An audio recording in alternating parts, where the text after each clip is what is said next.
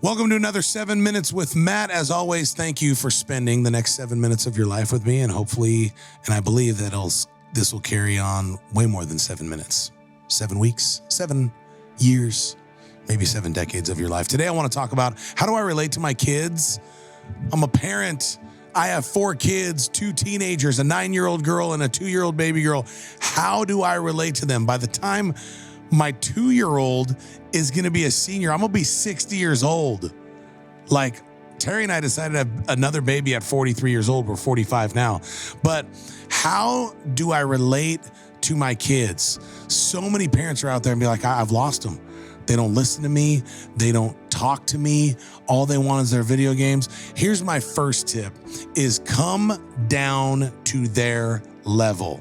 I'm not telling you to compromise. I'm just telling you to meet them where they are at. You always hear me talk about the Lord. God meets us where we're at.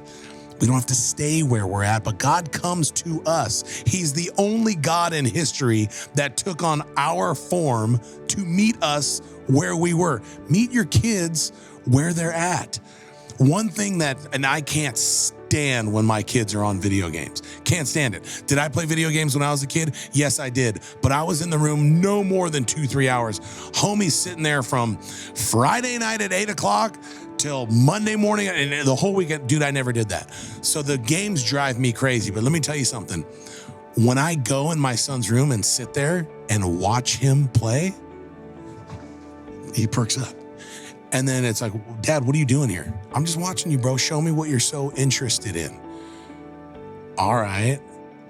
And then watch this. And this is the sniper gun. And then you can only, maneuver this and this and that. And don't judge me because, Johnny's playing, video shooting games. I'm just saying, I come to where he's at. And just like human nature in all of our children, they want mom and dad to watch them, just like when they took their first steps. Look, I'm walking. Just like when they did their first dive in the swimming pool. Mom, watch me. Dad, watch me. I can dive now. Dude, it's the same thing with 15 and 16-year-old kids. Dad, watch this. Watch what I do right here.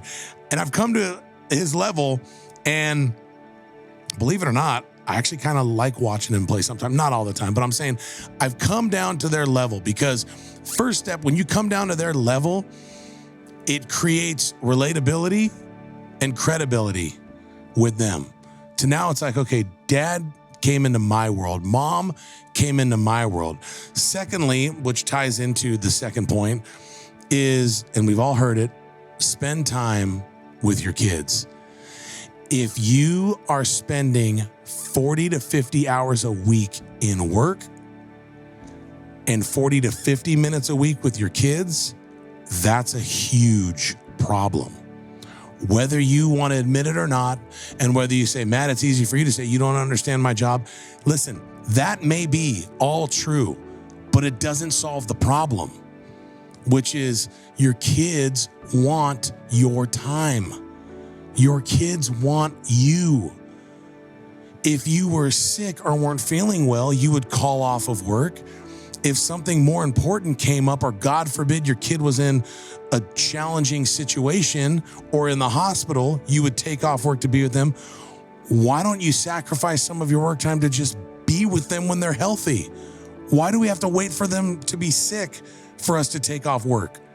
Spend time with your kids. We've had so many guests on the show, and the ones, for the most part, that had bad childhood, it's because mom and dad weren't there.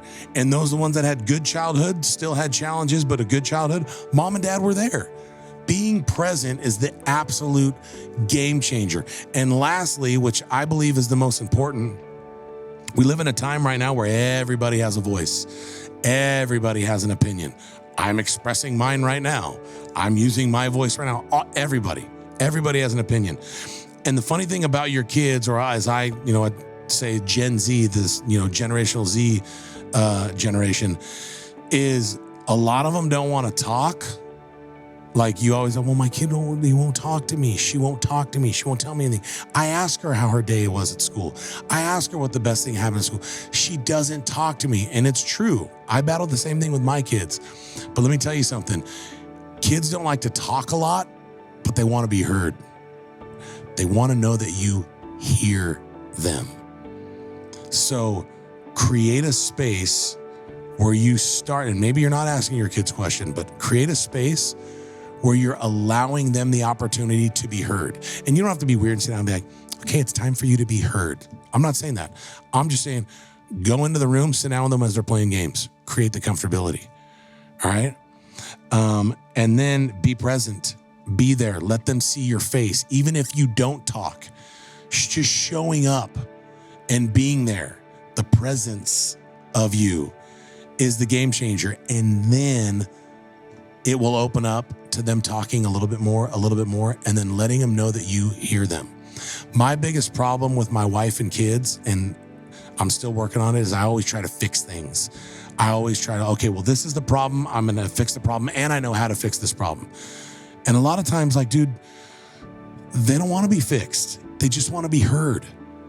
Dad, stop trying to fix me. I have a friend right now that he is tired of his grandparents preaching to him all the time. And they're not wrong for preaching to him. But the way he feels is every time I'm around him, they're trying to fix me. They're trying to preach to me.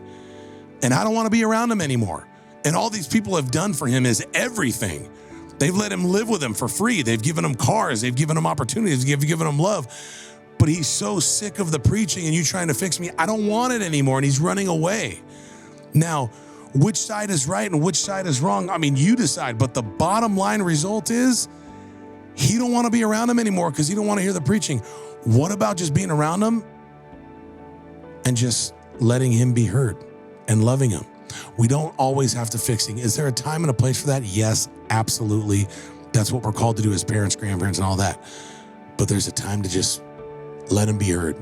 Your kids might not want to talk, but they want to be heard. So recapping before we close this off, number one, be present. Or no, I'm sorry. Number one, come down to their level. Number two, be present. And number three, let them be heard, because not a lot of kids want to talk, but they want to be heard. I hope this has helped you in some form or fashion. As always, thank you so much for listening to another week of 7 Minutes with Matt.